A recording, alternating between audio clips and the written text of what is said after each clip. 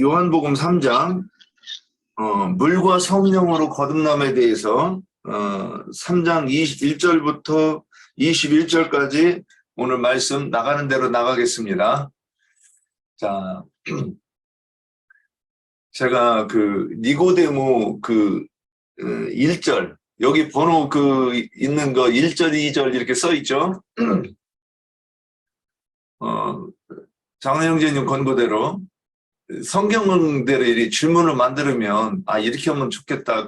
나영재님께서 강론 자료 만드신 거고 똑같이 이렇게 한번 해보려고 해봤는데 그 말씀 이렇게 읽어가다가 거기에서 질문 나오는 건 빨간 글씨로 해가지고 이렇게 번호 매겨놓은 게 있어요. 그게 이렇게 질문이니까 그거 보시고 번호를 안 매긴 것은 제가 이렇게 지나가면서 언급하더니 그렇게 지나갈 거예요. 자, 3장 1절 보면 그 질문지에 1절에 그런데 바리새인 중에 니고데모라 하는 사람이 있으니 유대인의 지도자라 그랬어요. 그래서 일단 니고데모가 대부분의 서기관이나 바리새인들 또는 수없이 많은 유대인들이 당시에 예수님에 대해서 어떤 태도를 보였는가를 한번 볼 때 근데 이 니고데모가 밤중에 이렇게 찾아왔다는 거는 대단한 사건이거든요, 그게. 그게 그냥 뭐 쉽게 있을 수 있는 일이 아니라 왜 그러냐. 그는 유대인으로서 그냥 백성들도 아니고 또한 그냥 중간 이 사람들도 아니고 예루살렘 공의의 회원이었어요. 그리고 랍비였고. 그렇다고 하면 백성들을 그렇게 가르쳐 놓은 사람들이 가지고 있었던 굳어진 신앙관이 어떠한 거를 우리가 미루어 볼 수 있는 거죠. 그런데 그가 밤중에 찾아왔다. 그건 뭐냐. 다른 사람 눈에 띄면 안 된다는 얘기잖아요. 도둑놈 마냥 밤에 살금살금 이렇게 와가지고 살그머니 와서 물어보고 가려고 했던 거잖아요. 그래서 왔는데 그런 것이 그 사람이 우리가 이제 사회적 지위와 체면 이런 얘기를 하잖아요. 사람이 어떤 벼슬이라든가 높은 자리에 있으면 그런 거 챙기게 돼 있어요. 그런데도 불구하고 니고데모가 밤중에 몰래 찾아왔다 그러는 거는 이 사람이 이제 어떤 사람인가, 그러니까 하나님의 은혜를 받을 만한 사람인가 아닌가 지금 이거를 저는 이제 언급하고 싶어서 그래요. 그런데 그렇게 이 밤중에 찾아온단 말이에요. 그런데 그의 마음속에 무엇이 있었을까? 저는 이제 이렇게 봤을 때 겸손함이라든가 또는 정직함 또는 예수님의 가르침, 예수님이 하시는 말씀을 잘 들어야 되는 거잖아요. 이게 참 저는 요즘에 그런 거 많이 느끼지만 사람과 사람의 대화를 할 때 남의 말을 잘 들어주는 게 이제 이것도 여기 와서 이제 이렇게 말씀 중에 계속 남의 말을 잘 들어줬나 이 얘기를 들어가지고 잘 들으려고 저도 여기 와서부터 노력하는데 그게 참 쉽지 않은 일이에요. 그런데 뭐 물론 나보다 더 이렇게 확연하게 뛰어나게 이렇게 차이나는 사람이 있으면 누구나 잘 듣죠. 그런데 비슷하면 일단 말을 끈끈들어가게 바쁘고 그렇죠. 근데 여기서 니고데모가 예수님의 말 가만히 하는 거를 보고 있다가 지금 온 거잖아요. 찾아온 거잖아요. 그러니까 무엇이든지 예사롭게 보지 않고 잘 들어주고 봐주고 그러는 것이 있었다는 거죠. 그래서 이 사람 다른 사람하고 다른 사람이 아니었는가 저는 이제 이런 생각을 해봤어요. 그리고 또 자기가 한번 궁금한 거는 그래서 이게 마태복음 5장에 심령이 가난하고 애통하고 그런 그 정도는 아니어도 저 사람이 지금 하는 이야기가 뭐지? 저 표정이 뭐지? 왜 저런 게 나타나지? 하는 그런 마음이 있으면 근데 다른 사람들은 아예 그냥 이 판단을 해버리고 안 나타나는데 니고데모는 나타나서 예수님께 찾아와서 이런 것들을 물을 때 이 사람은 겸손함, 정직함 이런 것들이 있겠구나. 그 나다나엘도 어떤 그런 성향이 아니었을까 이런 생각을 저는 이제 이렇게 나름대로 해봤어요. 그리고 여기 니고데모가 1절에 보면 유대인의 지도자 이렇게 얘기했어요. 그러면 지도자라고 하는 것이 다른 데서는 관원이라고 이렇게 돼 있었는데 나중에 그 요한복음 7장 50절하고 50절에서 52절에 보면 그 예루살렘 공의에서 예수님을 잡아오라고 했는데 잡으러 갔던 사람들이 아유 선지자 같아서 못 잡아왔어요. 그러니까는 이 율법을 모르는 무리는 저주받은 자다. 그러니까는 니고데모가 딱 나서서 우리 율법은 그가 어떤 말을 했는지 알아보지도 않고서는 판단하냐? 딱 이래버려요. 그러니까 다른 공회 회원들이 뭐라고 얘기하느냐? 너도 갈릴리에서 왔느냐? 이래가면서 윽박지르는 장면이 있어요. 그리고 요한복음 19장 39절에 예수님 장례식 치를 때 이 니고데모가 그 유향을 가지고 이렇게 와서 장례에 참여하는 장면이 나와요. 자, 이렇게 보면 그 니고데모가 자기가 신앙을 드러내지는 않았지만 예수님을 믿는 자였고 였다는 것을 알 수 있는 거죠. 그래서 이러한 것이 있었기 때문에 그가 그 믿음을 가질 수 있었고 이 복음이 귀에 들릴 수 있지 않았을까. 이렇게 이제 여기까지만 말씀드리고 이제 2절 가면 그 아래 2절 가면 그가 밤에 예수께 와서 이르되 랍비여 우리가 당신은 하나님께로부터 오신 선생인 줄 아나이다. 하나님이 함께 하시지 아니하시면 당신이 행하시는 이 표적을 아무도 할 수 없음이니다. 거기에 이 표적을 아무도 할 수 없음이니다에다가 파랗게 이렇게 칠해놨어요. 이제 이걸 보자는 거죠. 자, 1번 질문. 이 표적을 아무도 할 수 없었습니다 하는 이 말의 의미가 있지요. 이거는 어떤 의미인가? 한번 이것 좀 여기 나눠보고 가죠. 이 표적을 아무도 할 수 없음이니다. 이 무슨 뜻으로 이런 말을 한 것 같아요? 예, 준비하신 분 없습니까?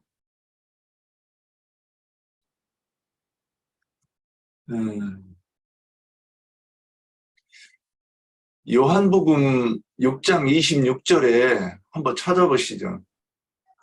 이거 많이 한 거니까 많이 찾아봐도 되겠네. 오병이어 사건이 있고 나서 예수님을 왕으로 세우려고 하는 자들이 있었어요. 근데 그들이 다시 예수님을 찾아왔을 때 예수님은 가버나움으로 그 벳세다 오병이어 사건이 있었던 게 벳세다 광야죠.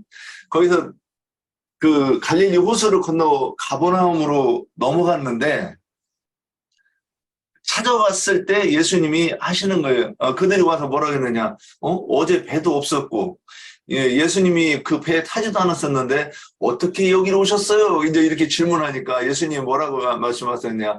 나 이렇게 와서 이렇게 얘기하지 않고 예수께서 대답하여 이르시되 내가 진실로 너희에게 이르노니 너희가 나를 찾는 것은 표적을 본 까닭이 아니라 떡을 먹고 배부른 까닭이다 이렇게 얘기했어요.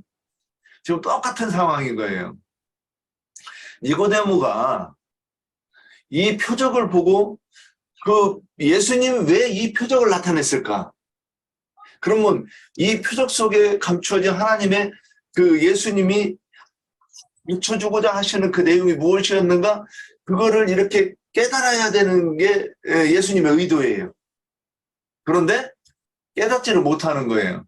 그리고 뭐라 했냐? 우리가 예수님 쫓아다니면 왕으로 삼으면 이스라엘 백성들이 바꾸는 일은 없겠네 이 생각을 하고 있는 거예요. 이 사람들은. 그래서 예수님께서 너희가 나를 찾는 것은 표적을 여기서 본다 그러는 것은 이해한다 이런 뜻이에요. 그런데 떡을 먹고 배부른 까닭이라 그러니까 그들이 표적을 내가 너에게 가르치고자 하는 그 내용을 이해하지 못했다 이런 뜻입니다. 에다다메님 마이크 켰네요? 예, 말씀하시죠.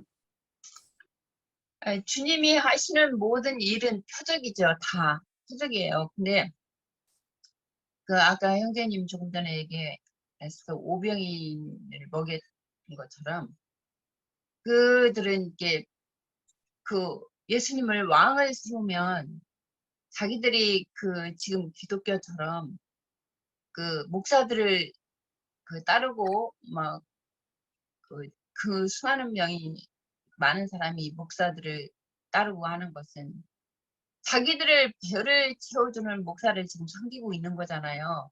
세상에서는 뭐 하늘에 속한 주님은 그런 표적을 보여준 것은 주님을 믿게 하려고 하신 것인데 그들은 배 채워주는 게 뭐 돼지가 배부르면 배고프면 꿀꿀 이러면 먹이를 주면은 조용하듯이 그들은 땅에 속한 거, 세상에 속한 거 그런 배를 채워주는 왕을 받았던 거고 주님은 이제 생명을 주는 그 하늘에 속한 그 신령한 복을 그들에게 주는 왕으로 주님은 오셨잖아요. 근데 그들은 여전히 세상에 그 돼지가 굽이 갈라지지 않고 그런 굽이 갈라졌지만 되새기지를 못한다고 했죠, 돼지는. 그런 것처럼 땅에 속하고 세상에 속한 자들은 자기 배만 채워주면은 되는 거예요. 30배, 60배, 100배를 나중에 봅시다. 최소한 30배까지는 채워달라고 뭐 11조를 열심히 옛날에 그런 말을 들은 적이 있는데 자기는 집에 돈이 없는데도 남의 빚을 얻어가면서라도 11조는 꼭 낸다. 나한테 그런 말을 했었거든요. 부역장이. 그래서 내가 없으면 없는 대로 해야지 어떻게 빚을 얻어가면서까지 11조를 내나 그때는 이해를 못했고 좀 이상하게 생각했었어요. 그냥 없으면 없는 대로 오고 있으면 있는 대로 뭐 그때는 11조가 엄청 중요하게 생각했기 때문에 그렇게 생각했는데 그들은 교회 예배당 갔다가 돈을 내고 이제 그러는 것은 이제 주님의 생명을 주고 생명을 주되 풍성히 주는 그런 그 하늘에 속한 그 생명 양식을 주는 그 예수를 믿지 않고 땅에 속하고 뭐 모든 세상에 있는 것들이 뭐 잘 되고 사업도 잘 되고 모든 뭐 가난하게 살지 않고 그런 땅에 속한 것, 세상에 속한 것, 육신에 속한 것들을 구하기 때문에 예, 주님과 주님의 뜻과는 반대되는 나중에 주님이 그랬잖아. 내 피를 먹고 내 살을 먹고 내 피를 마시라 할 때는 그들이 다 떠나갔다고 했어요. 이게 제자들만 남았는데 제자들 너희도 가려느냐 하니까 이제 그 베드로가 한 말이 있었잖아요. 예, 주님은 하나님의 아들이요 살아계신 그리스도인데 우리가 어디로 가겠냐, 뭐 누이게로 가겠냐 그런 고백을 한 적도 있거든요. 예, 예, 그렇게 알고 있어요. 예. 또 보태실 분 있습니까? 옥경 네, 장로님. 예, 출애굽기 15장 11절을 보면 여호와의 신 중에 주와 같은 자가 누구니까 주와 같이 거룩함으로 영광스러우며 찬송할 만한 위엄이 있으며 기이한 일을 행하는 자가 누구니까 이랬는데요. 이스라엘은 대대로 메시아가 이제 이 세상에 오시면 이제 모세나 많은 선지자들이 행했던 그 이적과 기사들을 이 메시아가 반드시 행하실 것이라고 그렇게 믿었죠. 그래서 모세가 행한 이적과 기사는 너무나 많잖아요. 홍해 바다를 가르는 것, 뭐 가르기 그 전부터여서 뭐 그저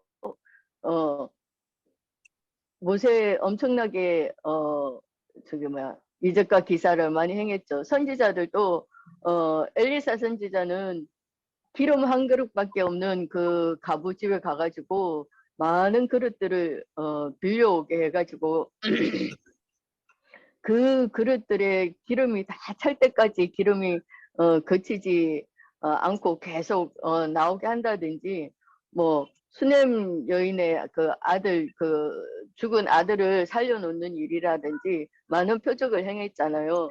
근데 메시아에 대한 그 예프의 이 사람들이 그랬기 때문에 메시아가 오시면 당연하게 그런 표적을 행할 거라고 그렇게 믿고 있었기 때문에 예수님이 행하시는 표적을 보고 이 니고데모는 혹시 당신이 예수님 당신이 혹시 오시리라고 한 그 메시아가 아닙니까 하는 그런 말이 내포되어 있는 그 말이지 않나 이렇게 생각이 되었습니다. 그래서 이 표적을 아무도 할 수 없음이니이다 이 말 아래는 그런 말이 포함되어 있지 않나 이렇게 말씀드리고 싶습니다. 네. 네. 자, 2번.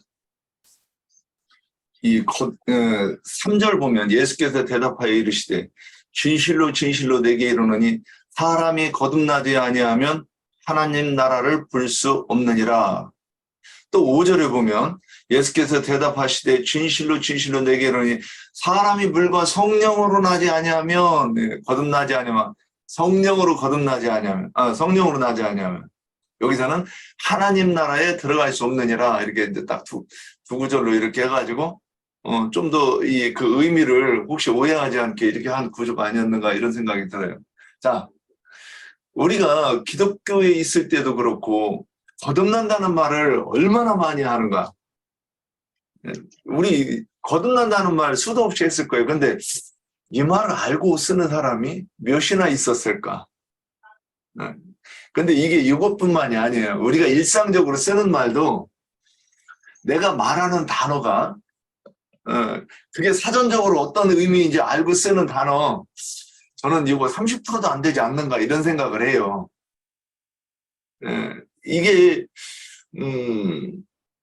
우리는 그 말을 내가 말이라고 하는 것도 말을 뭐 한다 뭐 모든 것이 다 이 단어인데 실제로는 이거 너무 많이 모르고 쓰는 거예요.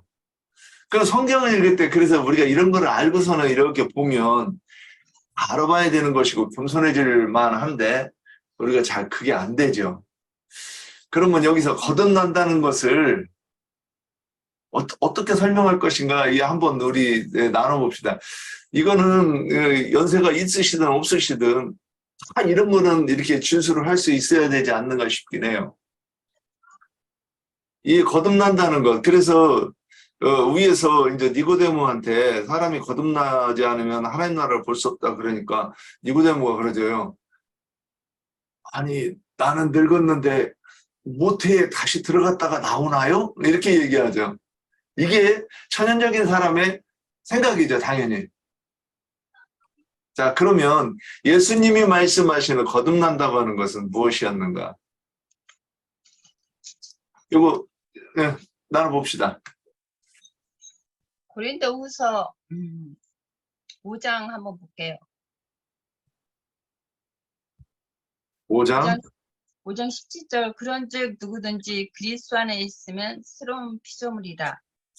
이전 것은 지나갔으니 보라 새 것이 되었도다.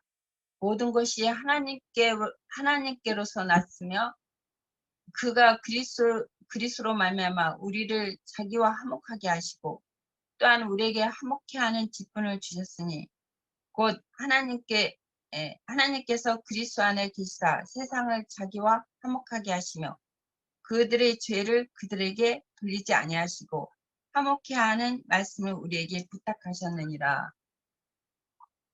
베드로 전서 1장에 1장 3절 우리 주 예수 그리스도와 아버지 하나님을 찬송하리로다. 그는 많으신 긍휼대로 우리 그리스도를 죽은 자 가운데서 예수 그리스도를 죽은 자 가운데서 부활하게 하심으로 말미암아 우리를 거듭나게 하사 산 소망을 있게 하시며 썩지 않고 더럽지 않고 새하지 아니한 유업을 있게 하시나니 곧 우리를 위하여 하늘에 간직한 것이라. 너희는 말세에 나타나기로 예비하신 구원을 얻기 위하여 믿음으로 말미암아 하나님의 능력으로 보호하심을 받았느니라. 그러므로 너희가 이제 여러 가지 시험으로 말미암아 잠깐 근심하게 되지 않을 수 없으나 오직 크게 기뻐하는도다. 너희는 믿음의 확신함을 불로 연단하여도 없어질 금보다 더 귀하여 예수 그리스도로 나타났을 때에 칭찬과 영광과 존귀를 얻게 할 것이니라. 그리고 이 말씀에 이제 쭉 읽으면 좋은데 산 소망을 있게 하신다. 이렇게 우리가 이제 썩을 옛사람은 다 생명이 죽은 자들이잖아요. 양심도 죽고 다 영도 죽고 그러니까 마음도 부패되고 생각도 다 부패된 상태예요. 일단 양심이 생명이 죽었기 때문에 다 모든 것이 다 부패한 상태고 죽은 자죠. 근데 예수 그리스도로 말미암아 그분이 부활하셔서 믿는 자들 속에 들어오시면 산 소망이 되는 것이에요. 부활하는 거잖아요. 죽은 양심이 영이 살아나면은 일단 그리스도께서 내 안에 들어오셔서 나를 죽은 것을 이제 죽은 양심을 살려놓으면 산 소망을 있게 하는 거예요. 그게 부활이고 이제 그게 부활이죠. 이게 디모데가 말한 것처럼 이제 어떻게 늙으면 날 수 있겠사옵나이까 뭐 모태에 다시 들어갔다 나올 수 있냐 그런 것처럼 이게 예수님이 그러셨잖아요. 물과 성령으로 나지 않으면 물과 성령으로 나지 않으면 거듭나지 못한다. 거듭나는 것은 이게 거듭나게 하는 것은 이제 바람이 임으로 불매 내가 그 소리는 들어도 어디서 와서 어디로 가는지 알지 못하니 성령으로 난 사람은 다 그러하니라. 이게 사람이 거듭날 때 자기 자신도 몰라요. 거듭나는 것을 예를 들어서 아기가 갓난아기가 태어나면은 자기가 태어날 때 그 날짜를 알아요? 모르잖아요. 그 부모가 너는 몇 년도에 몇 월 며칠 날 뭐 몇 시에 났다. 그 일러주면은 커서 일러주면 알게 되는 것이지. 자기가 거듭난 거 주님이 그랬잖아요. 바람이 불 때 임으로 부는 거 어디서 오며 어디로 가는지 알지 못한다. 이게 거듭난 사람은 다 그와 같다. 주님이 말씀하신 것처럼 자기 자신도 뭐 무슨 예배당이죠? 거기는 뭐 몇 월 며칠 날 몇 시에 막 거듭났다고 말을 한다는데 모르면은 거듭 안 났다고 한다는데 안식일 경우가 그런 구원파, 예? 구원파요. 구원파. 예, 그런다는데 아기가 태어나면 자기가 태어난 날짜를 알아요? 아무도 모르죠. 부모가 이렇게 얘기해 주지 않으면 몰라요. 그게 거듭난 것은 이제 주님이 알게 하시고 이제 깨닫게 하고 그 나중에는 이제 알게 되죠. 이게 주님이 나한테도 그랬거든요. 너희가 죽은 양심이 살아나지 않았냐? 살아난 양심을 따라 살아라. 그럴 때에 이제 그때서 거듭난 줄을 알았지. 그 전에는 주님이 말씀하지 않을 때는 몰랐어요. 거듭난 것도 몰랐어요.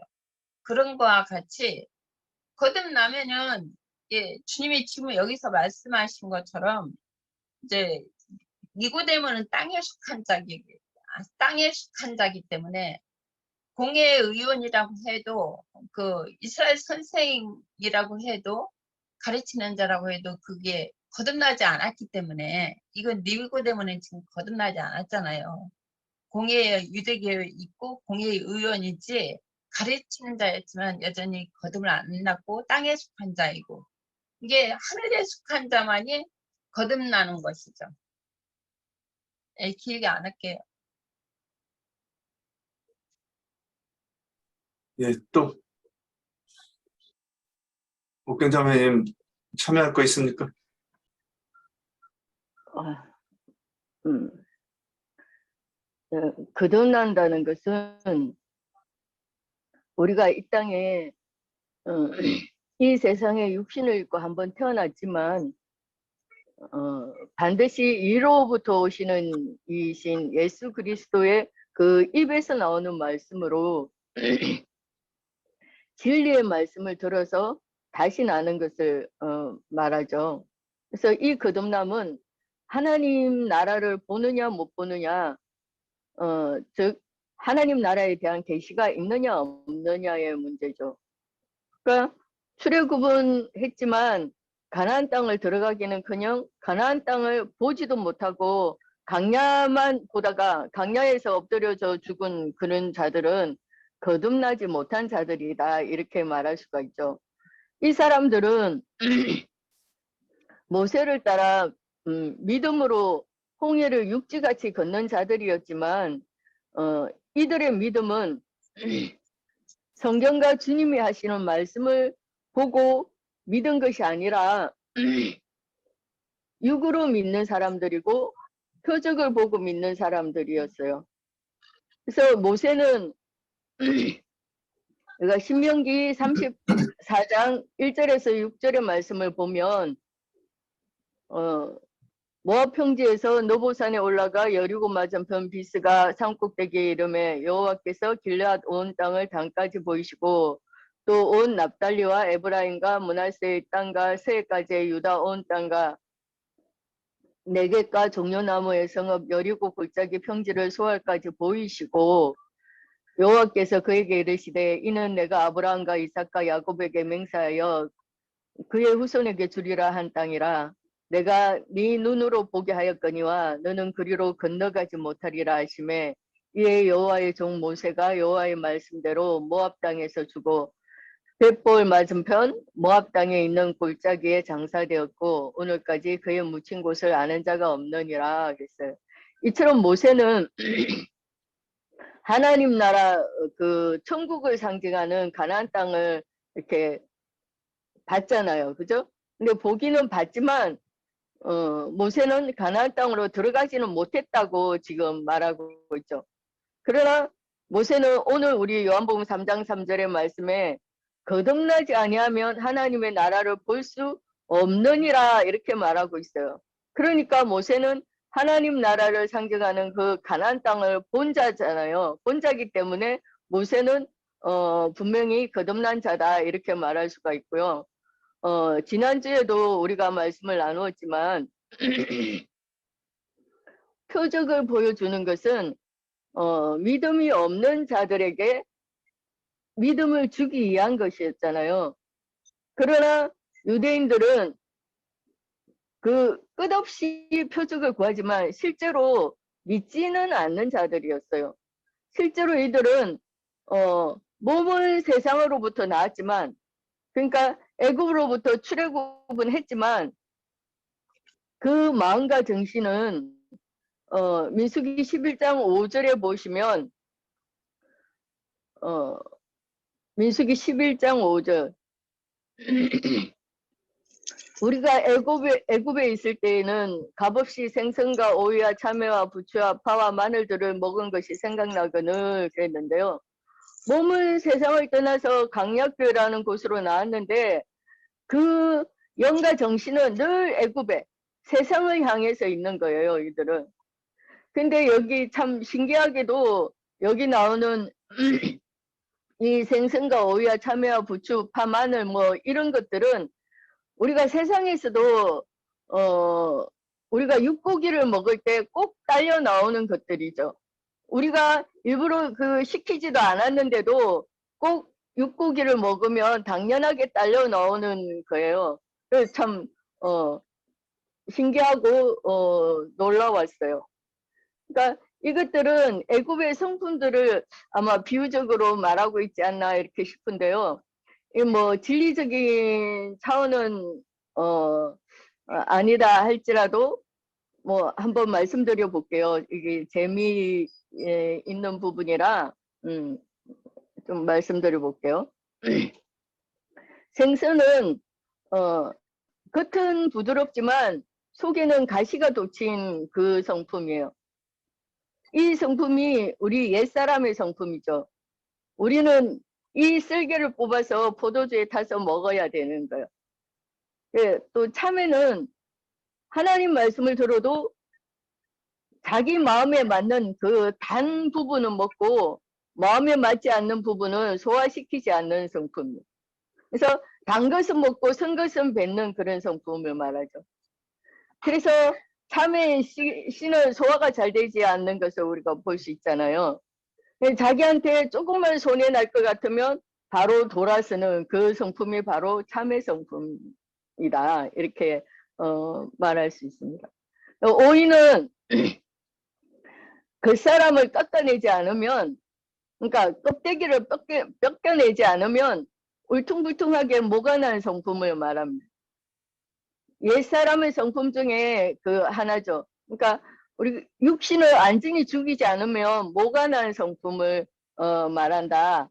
이렇게 말씀드리고 싶고요.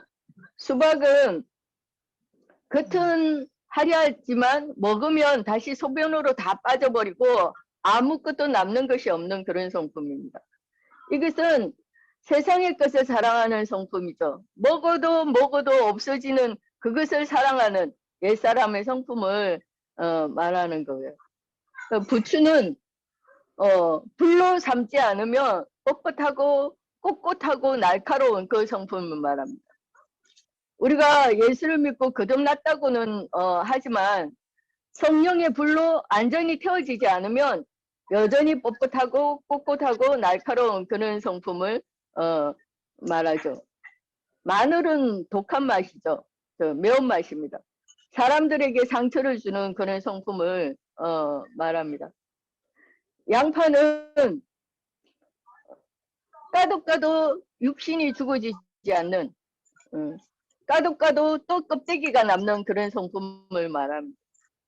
하나님께서 우리를 낮추시려고 어떤 사건을 주시고 고난을 주시면 그 순간에는 한꺼풀 죽은 줄 알고 이렇게 죽었다 하는데 다시 숨통이 트이면 여전히 육신의 삶으로 돌아가는 그런 성품을 말하죠. 그래서 이러한 것들이 참 재밌기도 하지만 참 놀랍다 이런 생각이 들고요. 그러니까 이러한 육신적인 성품, 옛사람의 성품들은 우리가 교회 생활을 통해서 성경과 주님이 하시는 말씀, 위로부터 오시는 이의 입으로 나오는 말씀을 듣고 믿음으로 거듭나게 된 자라야 처리되어지는 것들이 아닐까 그렇게 생각이 듭니다. 베드로전서 1장 23절에 보면 너희가 거듭난 것은 하고 이렇게 말을 하고 있죠. 너희가 거듭난 것은 썩어질 씨로 된 것이 아니요 썩지 아니할 씨로 된 것이니 살아있고 항상 있는 하나님의 말씀으로 되었느니라 이렇게 말했는데요. 그러니까 거듭나려면 썩지 아니하신 하나님의 참된 말씀으로 영이 거듭나서 새 영이 되는 것을 거듭났다고 이렇게 말하는데 일단 먼저는 모세와 세례 요한의 가르침에 그 물로 깨끗하게 씻겨진 자는 반드시 위로부터 오시는 이 예수 그리스도의 입에서 나오는 참된 그 진리의 말씀, 즉 베드로전서 말씀처럼 썩지 아니할 하나님의 말씀의 씨로 다시 그 가르침을 받아서 그 영이 위로부터 거듭나는 것, 그러니까 새 영이 되어지는 것을 거듭남이라 이렇게 말한다 이렇게 말하고 싶고요. 그래서 우리가 그 거듭난다라는 그 나나주를 보면 이에서 난다, 뭐 이로부터 나는 것을 말하고 있는데, 그러니까 거듭나는 것은 한마디로 말해서 하늘에 계신 하나님께로부터 우리의 심령이 다시 난다는 그런 뜻이다 이렇게 말씀드리고 싶습니다. 예, 여기까지 하겠습니다. 예. 이렇게 들어보면 내용은 그 애자자매님, 옥경자매 이렇게 말씀한 거 이렇게 내용이 이제 좀 되는데 같은 얘기 한 가지로 이렇게 하는 것 같아요. 그래서 적어도 우리가 거듭난다 이 말은 누가 물어봐도 이거는 뭐 딱 제시해가면서 거듭난다는 것이 이런 거요. 몇 가지가 있어요. 복음이 뭐요? 이렇게 물어보면 아 복음은 이런 거요 하고 딱 이렇게 제시가 돼야 되는 것이 네, 뭐 구원은 뭐요? 복음이 뭐요? 믿음이 뭐요? 뭐 거듭남이 뭐 이런 것들은 우리가 아무리 뭐 저기 어찌됐든 요거는 딱 준비를 하고 있어야 되지 않는가. 요거를 이해해야 그 다음에 진짜 그 믿음이 성취되고 하는 거는 이제 말씀으로 이렇게 이 훈련받고 해서 되는 건데 첫 번째는 이게 뭐냐 이 개념은 그런 단어들이 있지 않는 것 저는 이런 생각을 요즘 들어서 이렇게 자꾸 분별을 이제 그렇게 되더라고요. 믿음이 뭐고 구원이 뭐고 뭐 이 영생이 뭐고 이런 것들이 개념을 성경에서는 먼저 알려주고 그 다음에 그것이 성취되는 거는 이제 이 말씀을 배워가지고 성취되는 것 아닌가 이렇게 생각을 해본 적이 있습니다. 그래서 거듭난다고라는 것은 그 니고데모가 잘 이해는 했어요. 육적으로. 내가 모태에서 나왔는데 한 번 더 들어갔다가 또 나와야 되는겨? 이렇게 생각을 했단 말이죠. 개념은 맞잖아요. 그러면 우리가 이 세상에 모태에서 태어나서 날 때부터 마귀가 지배하는 이 세상에서 마귀의 것으로 살아가는 거잖아요. 그런데 그러던 우리가 어느 날 복음을 듣고 영의 사람으로 다시 변신하는 거잖아요. 그러니까 저는 이렇게 이 말씀을 보면 창세기에서는 우리가 선악나무 열매를 따먹음으로 인해서 하나님과 등지고 있잖아요. 그러니까 등지고 감으로 인해서 하나님의 이 생명책에서는 우리가 완전히 하나님이 더 이상 기억하지 않는 사람, 하나님께로부터 잊혀진 거를 죽었다고 표현하는 거잖아요. 그러니까 우리가 인간이 죽음에 대한 이해와 성경에서 말하는 죽음은 다르다는 거예요. 그런데 우리가 선악나무 열매를 따먹고 하나님과 원수된 이 상태가 뭐냐? 이 상태로 우리는 이 세상에서 사는 거죠.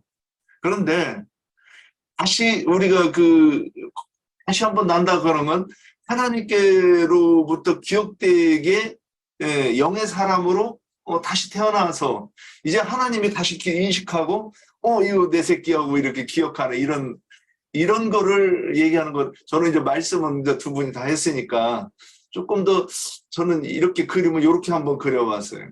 이제 하나님이 전에는 우리가 마귀의 것이었는데 하나님이 이제는 내 거라고 이제 드디어 태어났어.